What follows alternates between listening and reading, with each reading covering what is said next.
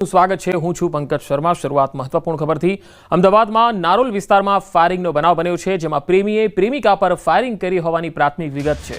ફાયરિંગમાં પ્રેમિકાને સામાન્ય ઈજા થઈ છે। નારોલ પોલીસે સમગ્ર ઘટનાને લઈને વધુ તપાસ હાથ ધરી છે। તો અમદાવાદના નારોલમાં ફાયરિંગનો બનાવ બન્યો છે। પ્રેમીએ પ્રેમિકા પર ફાયરિંગ કર્યું। ફાયરિંગમાં પ્રેમિકાને સામાન્ય ઈજા થઈ છે।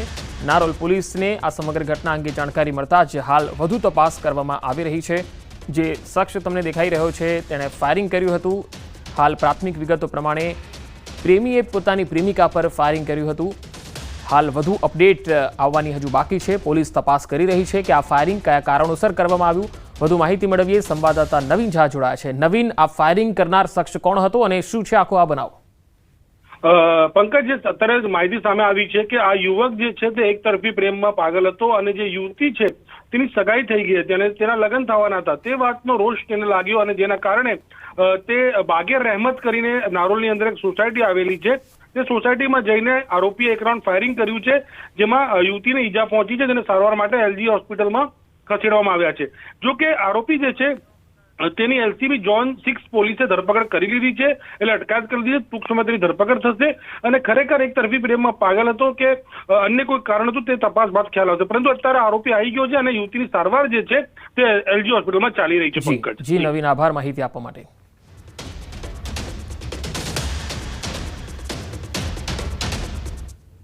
અને હવે વાત મગફળીના ભાવની।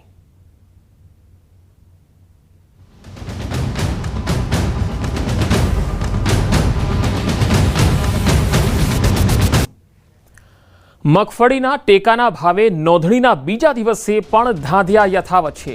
રાજ્યના ઘણા ભાગોમાં ખેડૂતો નોંધણી માટે કતારોમાં લાગેલા છે। ન્યૂઝ 18 ગુજરાતી પર ખેડૂતોએ પોતાની વ્યથા ઠાલવી। ગીર સોમનાથમાં સતત બીજા દિવસે ધાંધિયા છે।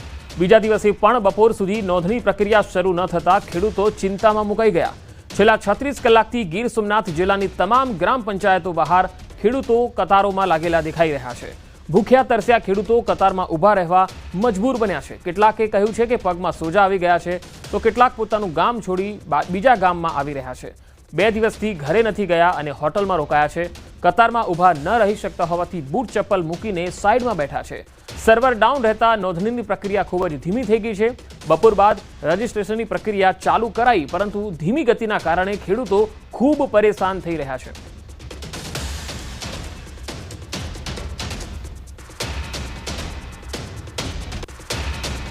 ગુજરાત સરકાર દ્વારા છેલ્લા 2 દિવસથી ટેકાના ભાવે મગફળી અને સોયાબીન રજીસ્ટ્રેશન માટેની પ્રક્રિયા હાથ ધરવામાં આવી છે, પરંતુ આ પ્રક્રિયામાં ક્યાંક ને ક્યાંક ખેડૂતો છે તે રાત ઉજાગરા કરી રહ્યા છે। છેલ્લા 2 દિવસથી ખેડૂતો ખાધા પીધા વગરના પંચાયત ઓફિસો છે તેમના ધક્કા ખાઈ રહ્યા છે। હું આપને કેમેરાના માધ્યમથી બતાવીશ કે જે પ્રમાણે આ જે કોડીનાર તાલુકાની બાવાના પીપળા ગ્રામ પંચાયત છે ને અહીં છેલ્લા 2 દિવસથી ખેડૂતો ધરમના ધક્કા ખાઈ રહ્યા છે। ખેડૂતો ક્યાંક ને ક્યાંક કહી રહ્યા છે કે ખેડૂતોને સૌથી મોટી તકલીફ પડી રહી છે, કારણ કે દિવસ રાત એક કરી અને ખેડૂતો અહીં રજીસ્ટ્રેશન કરવા માટે આવે છે, પરંતુ આ રજીસ્ટ્રેશનની પ્રક્રિયામાં વિઘ્ન આવતા ખેડૂતો છે તે હેરાન થઈ રહ્યા છે। ત્યારે આપણે ખેડૂતો પાસેથી જાણીશું કે ખરેખર શું વાસ્તવિકતા છે, ખેડૂતોને કયા પ્રકારની તકલીફો પડી રહી છે। તે આપનું નામ અને ખાસ કરીને અહીંયા આવવા માટેનું કારણ શું છે? મારું નામ છે સુરપાલસિંહ બારડ। હું ખેડૂત આગેવાન પણ છું અને મિત્યાગમાં સરપંચ પણ છું। કારણ કે જે અહીંયા બાજુનું ગામ છે બાવાના પીપળવા, ત્યાં છેલ્લા 3 દિવસથી ખેડૂતો છે। આ ગામના તો ખેડૂતો ખરા, પણ આજુબાજુના ગામના અમારા મિત્યાગ ગામના ખેડૂતોએ 100 ખેડૂતોએ રજીસ્ટ્રેશન કરવા માટે લાઈનમાં છેલ્લા 3 દિવસથી ઊભા છે, ખાધા પીધા વગરના। જ્યારે હું સરકારશ્રીને મારી વિનંતી છે કે આ જે જગતનો તાજ છે, કૃષિ પ્રધાન દેશમાં છે, આ ખેડૂતોને લાઈનમાં ઊભાનું, દર વખતે લાઈનમાં ઊભાનું, આનું કારણ એક છે કે આ રજીસ્ટ્રેશન ઓનલાઈન શરૂઆત થવાની હતી ત્યારે એના આગલા દિવસથી ખેડૂતો ઊભા છે। છેલ્લા 3 દિવસથી ઊભા છે, હજી અંત નથી આવ્યો।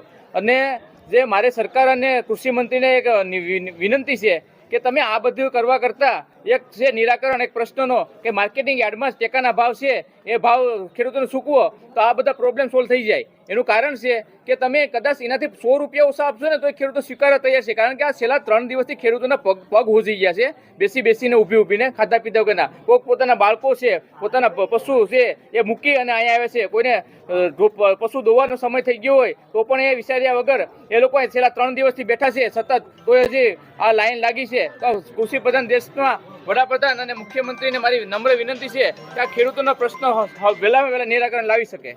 ખેડૂતોના પગો સૂજી ગયા છે એવું ખેડૂતોનું કહેવું છે. ત્યારે અન્ય ખેડૂતો પાસેથી આપણે જાણીશું, તમે કેટલા દિવસથી અહીંયા બેઠા છો, શા માટે મારું ગામ અડવી છે.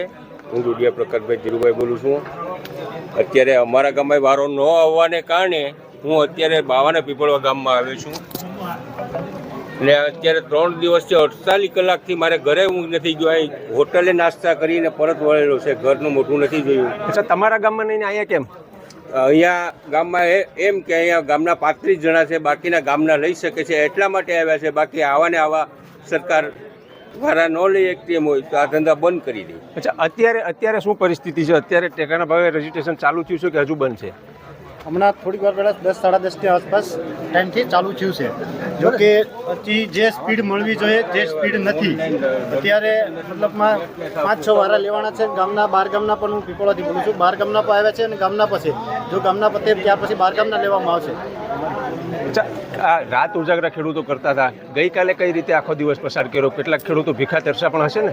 અહીંયા લગભગ અમે 2 દિવસથી બેઠા છે, બરાબર, ઘરે જ કોઈ નથી ગયું. તો આ અમારું એવું જ કહેવાનું છે કે ભાઈ જો ન ચાલુ થાય તો સરકાર પરિપત્ર નાખીને એવું કહી દઈને પાછી તારીખ એક આપી દે કે ભાઈ આ સમયે ચાલુ કરવાનું છે. તો એ પ્રમાણે ખેડૂતો પોતપોતાનું જે કામ હોય તો કરતા થાય. આ તો કામય કાંઈ ન થાય ને સતત અમારે બેહવું તો અમને ન પોહાય. કારણ કે અમે અમારા ગામમાં જે ટ્રાફિકના કારણે અમે બીજા ગામમાં રજીસ્ટ્રેશન કરવા માટે આવીએ છીએ. અચ્છા, ખાસ કરીને ખેડૂતો આ એટલી બધી ભીડભાડ કરીને બેઠા હોય છે, શું કારણ છે ખેડૂતો વહેલા રજીસ્ટ્રેશન કરાવવા માટે આવે છે? મોડું રજીસ્ટ્રેશન થાય તો શું ફરક પડે? મોડું રજીસ્ટ્રેશન થાય તો જ તમામ ખેડૂત, બધા ખેડૂત છે, બધાને ગોડાઉન તો હોતા નથી. એને મગફળી ચડી જાય છે, બરાબર, તો એમાં મૂંડા પડી જાય છે. ને રજીસ્ટ્રેશન મોડું થાય તો મગફળી ક્યારે આ લોકોએ દે? તો આ હતા ગીર સોમનાથ જિલ્લાના ખેડૂતો. તેઓનું કહેવું છે કે તેઓને રજીસ્ટ્રેશન વહેલું કરવું પડે એમ છે, કારણ કે દરેક ખેડૂતો પાસે ગોડાઉનની વ્યવસ્થા નથી હોતી. પરંતુ સરકારશ્રી દ્વારા જ્યારે જાહેરાત કરવામાં આવે છે ને ત્યારથી આજે 48 કલાક બાદ માંડ આ જે સર્વર છે તે ચાલુ થયું છે. ને હવે ધીરે ધીરે ટેકાના ભાવનું રજીસ્ટ્રેશન છે તે કરવામાં આવી રહ્યું છે. પરંતુ હજુ પણ આ જે કામગીરી છે તેમાં ક્યાંક ને ક્યાંક થોડું ઘણું વિઘ્ન આવશે તો ખેડૂતોને સૌથી મોટી મુશ્કેલી છે તે ભોગવવી પડશે. દિનેશ સોલંકી, ન્યૂઝ 18 ગુજરાતી, ગીર સોમનાથ. સર્વરના ધાંધિયાથી જગતનો તાત રજડી રહ્યો છે. સતત બીજા દિવસે પણ સર્વરના ધાંધિયા. દ્વારકાના ધરમપુરના ખેડૂતોમાં પણ હાલ આ જ સ્થિતિ દેખાઈ રહી છે. ટેકાના ભાવે રજીસ્ટ્રેશન માટેનું સર્વર ઠપ થઈ ગયું છે. તલાટી પણ સર્વરના ધાંધિયાથી ત્રાહિમામ થઈ ગયા છે. તલાટીએ સર્વરના ધાંધિયાથી રોષ ઠાલવ્યો. બીજા દિવસે વહેલી સવારથી ખેડૂતો લાઇનમાં ઊભા છે, પણ ઈ સમૃદ્ધ પોર્ટલ ખુલતું જ નથી. ખરીફ 2025-26 માટે ટેકાના ભાવ, મગફળી, સોયાબીન અને મગ, અડદ આ માટે રજીસ્ટ્રેશન કરવાનું હતું. 1 સપ્ટેમ્બરથી 15 સપ્ટેમ્બર દરમિયાન ઈ સમૃદ્ધ પોર્ટલ પર નોંધણી કરવાની જાહેરાત રાજ્ય સરકારે કરી. પરંતુ થયું એવું કે જે ખેડૂતો ગઈકાલે પોતાનું કામ છોડીને લાઇનમાં ગયા એ ખેડૂતોનું સર્વરના ધાંધિયાને કારણે નોંધણી થઈ જ ના શકી અને બીજે દિવસે પણ સર્વર ઠપ રહ્યું. એટલે ખેડૂતોમાં ભારે નારાજગી છે.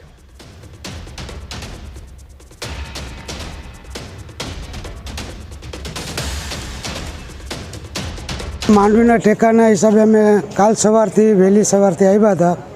તો કાલે 150 જણા હતા. તો આ ઓનલાઈન એકે કોઈ પણ વ્યક્તિનું થયું નથી, કારણ કે આ સરકારને બેદરકારીના હિસાબે થોડુંક બધે ખેડૂતને હેરાન થવું પડે છે. કાલથી સર્વર ડાઉન એવું હતું અને 150 જણા અંદાજે અહીંયા અમે ભેગા થયેલા અને છતાં કોઈ પણ જાતનું સર્વર હાલેલું નહીં. તો આવી રીતે ધક્કા ખાઈ અને અમે લોકો પાછા ઘરે વયા ગયા. આજે આવ્યા તો આજે એની પરિસ્થિતિ છે. હવે અમે કાલે 1 તારીખના સવારના ખાધા પીધા વગરના અહીંયા લાઈનમાં ઊભા છીએ અને સાંજ સુધી ઊભા, નેટ ચાલુ ના થયું એટલે અમારું કામ બન્યું નહીં. આજે પણ સવારથી 7 વાગ્યાના અમે અહીંયા ઊભા છીએ લાઈનમાં.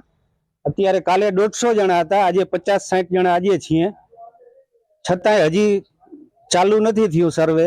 સર્વરની ખામીના કારણે સર્વર કાલે ચાલુ થઈ શકેલું નહોતું અને મોડી સાંજે ત્યાંથી ઉપલી કક્ષાએથી મેસેજ આવેલા કે આજનો દિવસ સર્વર કોઈ ટેકનિકલ ખામી કારણે બંધ છે. કાલના દિવસથી આ પ્રક્રિયા શરૂ થશે અને આજ સવારથી પણ ખેડૂતોની ખૂબ મોટી સંખ્યા હોય. અમે અહીંયા આગળ રજિસ્ટ્રેશન પ્રક્રિયા માટે ટોકન પદ્ધતિ અપનાવેલી છે અને ટોકન મુજબના ખેડૂતો લેવાના છે. હાલ કોઈ ખેડૂતનું રજિસ્ટ્રેશન પ્રક્રિયા પૂર્ણ થયેલ નથી. તો સર્વરના ધાંધિયાથી ખેડૂતો રજડી રહ્યા છે. ન્યૂઝ 18 સવાલ ઉઠાવી રહ્યું છે. આ પ્રકારના ધાંધિયા હવે હદ થાય છે, કારણ કે કૃષિ વિભાગે અને અધિકારીઓએ હવે તો જાગવું પડશે.